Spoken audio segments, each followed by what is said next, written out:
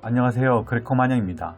일본이 안보상의 이유로 경제 제재 조치를 해 한국을 화이트 리스트에서 제외한 것에 대해 한국도 맞대응으로 일본을 수출관리 우대 대상국에서 제외하자 일본의 반응으로 일본 정부 내에서는 영향은 없다.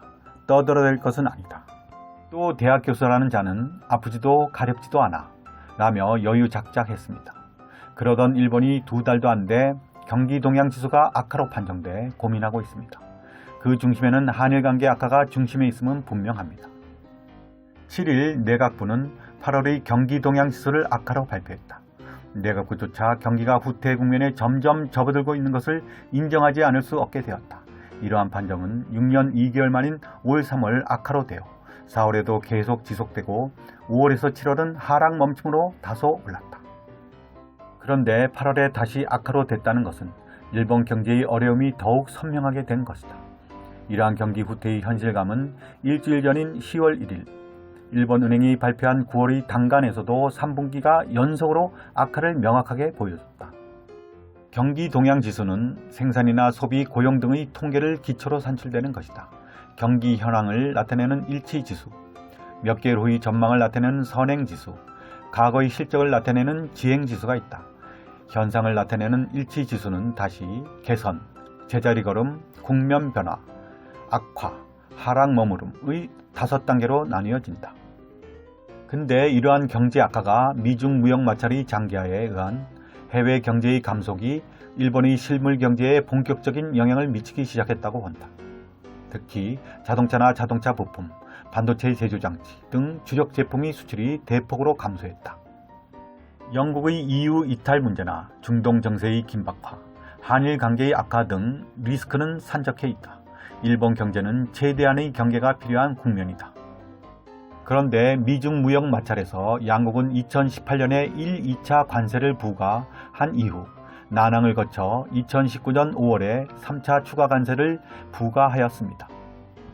또 한일 양국의 경제 제재는 일본이 1차 올 7월, 2차 올 8월이고 한국은 올 8월입니다.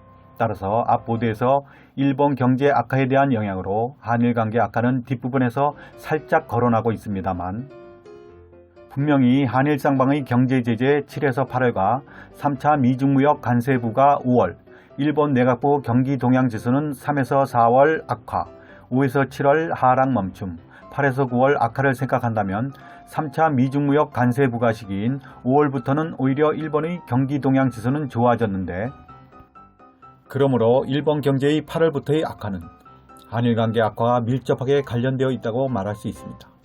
더군다나 작년 1, 2차 미중무역 관세 부과에도 불구하고 일본은 악화 판정은 없었습니다.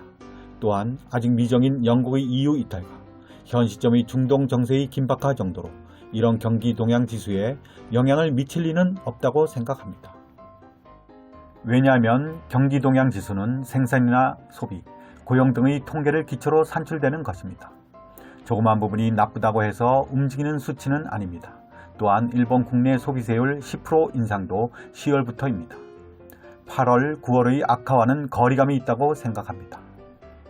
다시 보도를 보면 이제 아베 정권이 강행한 10월부터의 소비세율 10%의 증세가 가져올 경제의 악영향의 우려는 더욱 심각하다.